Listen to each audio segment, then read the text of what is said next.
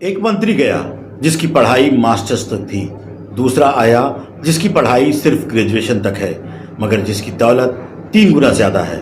और जब पुराने मंत्री संसद लौटे तो खुद को स्ट्रीट फाइटर बताकर विपक्ष को सीधा जवाब दे दिया। तो आखिर ये पूरा किस्सा है क्या?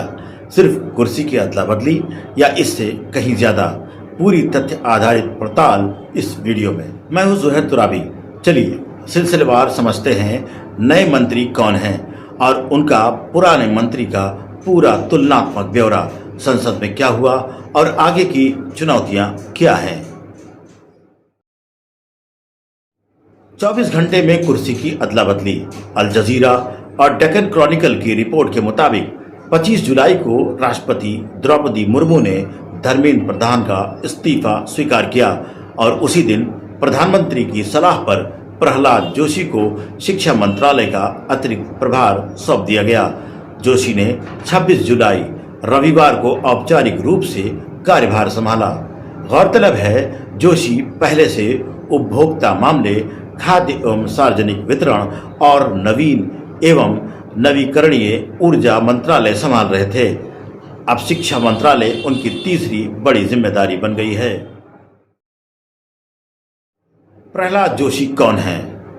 द वीक और आईबी टाइम्स की प्रोफाइल रिपोर्ट्स के मुताबिक 63 वर्षीय प्रहलाद वेंकटेश जोशी का जन्म नवंबर 1962 में कर्नाटक के विजयपुरा में हुआ था। रेलवे में काम करने वाले अपने पिता के घर पले बढ़े जोशी बचपन से ही आरएसएस से जुड़े रहे। वो कर्नाटक के धारवाड़ लोकसभा सीट से लगातार 5 बार सांसद चुने गए। 2004, 2009, 2014, 2019 और 2024 में बीजेपी के अंदर उन्हें एक भरोसेमंद संगठनात्मक नेता माना जाता है। पहले वो कोयला, खनन और संसदीय कार्य मंत्री रह चुके हैं, यानी प्रशासनिक तजुर्बा भरपूर है मगर शिक्षा क्षेत्र में सीधा अनुभव नहीं। खुद अल जजीरा के मुताबिक राजनीतिक विश्लेषकों ने यह भी कहा कि मौजूदा हालात में शिक्षा मंत्रालय संभालना उनके लिए एक बड़ी चुनौती साबित हो सकता है। नेटवर्थ की जंग, कौन ज्यादा अमीर? अब आते हैं उस सवाल पर जो इन दिनों खूब चर्चा में है। दोनों मंत्रियों में ज्यादा अमीर कौन? आज तक और द वीक दोनों की रिपोर्ट्स जो 2024 के चुनावी हलफनामे पर आधारित है के मुताबिक प्रहलाद जोशी की कुल संपत्ति 21.02 करोड़ रुपए है जबकि धर्मेंद्र प्रधान की सिर्फ 6.92 करोड़ रुपए, यानी जोशी प्रधान से तकरीबन 3 गुना ज्यादा अमीर हैं। दिलचस्प बात यह भी है कि जोशी और उनकी पत्नी के पास कोई गाड़ी नहीं है, बावजूद इसके कि उनके पास 12 करोड़ रुपए से ज्यादा की अचल संपत्ति, शेयर, म्यूचुअल फंड में 1.5 करोड़ से ज्यादा का निवेश और सोने चांदी के गहने भी। अगर आपको ऐसी गहरी तथ्य आधारित इनसाइड स्टोरीज पसंद है जो सिर्फ हेडलाइन नहीं बल्कि हर पहलू की तह तक जाकर सच्चाई परखती है तो चैनल को अभी सब्सक्राइब कर लीजिए। अब बढ़ते हैं एक और दिलचस्प तुलना की तरफ, पढ़ाई लिखाई की। पढ़ाई में कौन आगे? यहां नतीजा उल्टा है। अब यह हिस्सा खास तौर पर दिलचस्प है क्योंकि यहां नतीजा उल्टा निकला है। इंडिया टीवी न्यूज और कैरियर 360 की रिपोर्ट्स के मुताबिक प्रहलाद जोशी ने हुबली के केएस आर्ट्स कॉलेज में सिर्फ बैचलर ऑफ आर्ट यानी बीए की डिग्री हासिल की है। वहीं दूसरी तरफ धर्मेंद्र प्रधान, जिनकी शिक्षा नीति चलाने की क्षमता पर सवाल उठे, उन्होंने खुद उत्कल यूनिवर्सिटी से एंथ्रोपोलॉजी में मास्टर्स डिग्री हासिल की है, यानी पोस्ट ग्रेजुएशन। मतलब साफ है, जिस मंत्री को शिक्षा व्यवस्था की नाकामी के लिए हटाया गया वो डिग्री के लिहाज से अपने उत्तराधिकारी से ज्यादा पढ़े लिखे हैं। ये अपने आप में एक दिलचस्प विरोधाभास है। हालांकि इसका ये मतलब हरगिज नहीं कि डिग्री ही प्रशासनिक क्षमता तय करती है।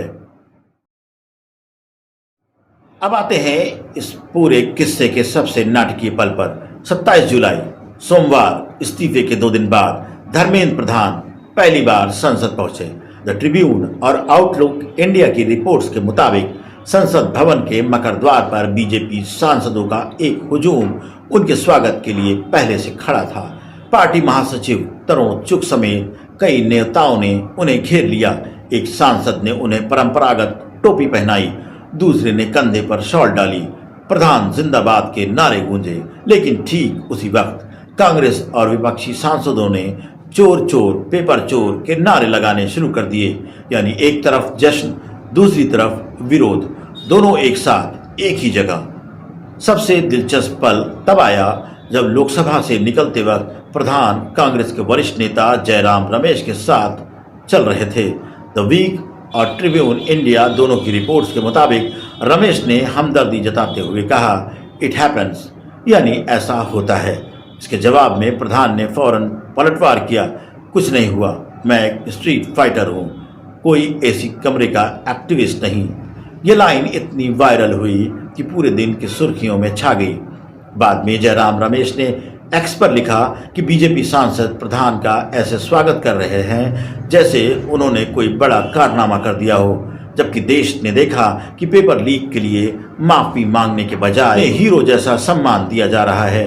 एक बीजेपी सांसद की टिप्पणी भी गौरतलब है। उन्होंने कहा कि शायद ये पहला मौका है जब किसी केंद्रीय मंत्री ने बिना किसी व्यक्तिगत आरोप के इस्तीफा दिया हो। नया कानून, 10 साल की सजा। इसी दिन एक अहम घटनाक्रम हुआ। आउटलुक इंडिया की रिपोर्ट के मुताबिक केंद्र सरकार ने लोकसभा में एक नया विधेयक पेश किया जिसमें परीक्षा पेपर लीक जैसे अपराधों के लिए 10 साल तक की कैद और 50 लाख रुपए तक के जुर्माने का प्रावधान है। ये विधेयक प्रधानमंत्री कार्यालय में राज्य मंत्री जितेंद्र सिंह ने पेश किया और इस दौरान भी विपक्षी सांसदों का हंगामा और नारेबाजी जारी रही। विपक्ष ने संसद में एक और मुद्दा भी उठाया। 20 जुलाई को संसद तक हुए कॉकरोच जनता पार्टी के मार्च के दौरान छात्रों के खिलाफ कथित पुलिस कार्रवाई पर सरकार से जवाब की मांग, जिस पर अभी तक ठोस जवाब नहीं आया है।